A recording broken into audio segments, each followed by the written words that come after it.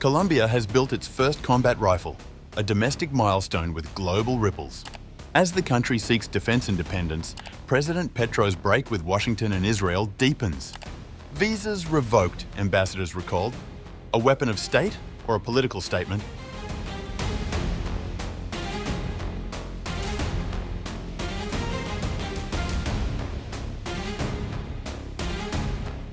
Colombia has announced the production of its first combat rifle, a lighter and more affordable weapon intended to replace arms previously supplied by Israel. Leftist President Gustavo Petro severed ties with Israel last year in protest of Prime Minister Benjamin Netanyahu's ongoing military offensive in Gaza. According to a report by the South China Morning Post, state-owned arms manufacturer Indumil is behind this milestone. For decades, Colombia relied on the Galil rifle, assembled domestically but made with foreign components. Now, with this homegrown weapon, the country takes its first step towards true self-reliance in military hardware. The ambition is to make 400,000 of these lighter, cheaper rifles over the next 5 years. The plan is to gradually replace the current weapons in the armed forces. Experts say this move is about more than cost savings. It signals a shift in Colombia's defense strategy, a commitment to national manufacturing, reduced reliance on foreign suppliers, and forces better equipped to meet modern challenges. Petro also halted purchases of arms from the United States after President Donald Trump removed Colombia from his list of allies in the fight against drugs. For the past 3 decades, Colombia's leaders have taken up arms against guerrillas and drug traffickers involved in cocaine and illegal gold operations. Colombia's first combat rifle marks a turning point, a small metallic symbol of the country's broader ambitions, both on the global stage and at home. And yet, this step towards self-reliance also hints at a deeper political shift, one that has created a notable rift with Israel and the United States.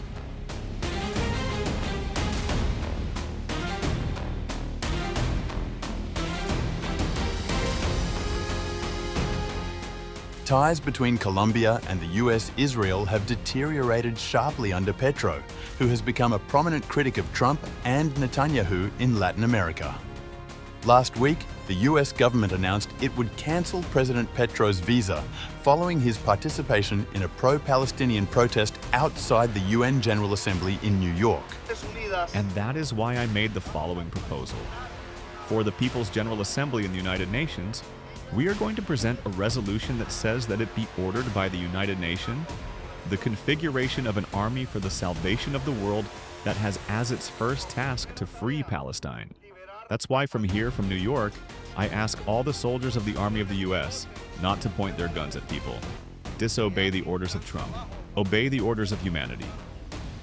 The State Department called President Petro's actions reckless and incendiary after he encouraged US troops to defy orders from President Trump.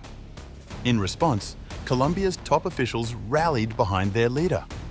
The finance minister, foreign affairs minister, and other senior officials announced they would renounce their US visas.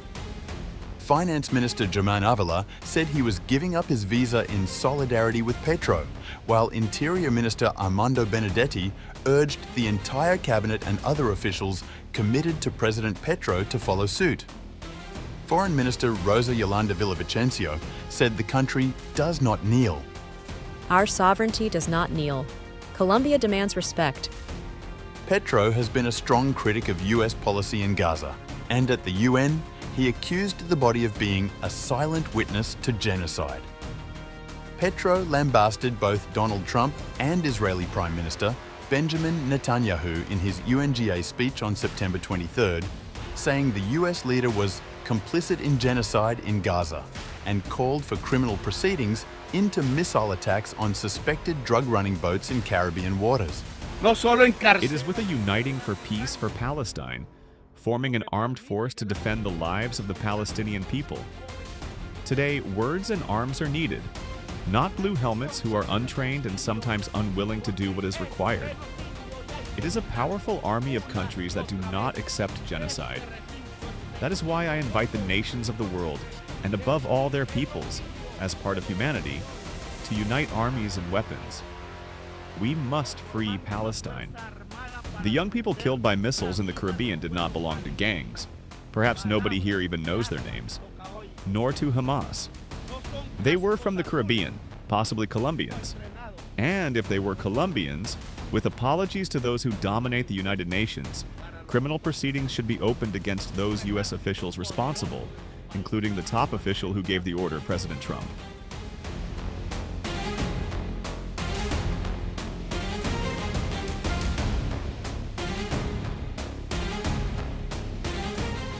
On September 30th, Colombian President Gustavo Petro led a cabinet meeting in Bogota.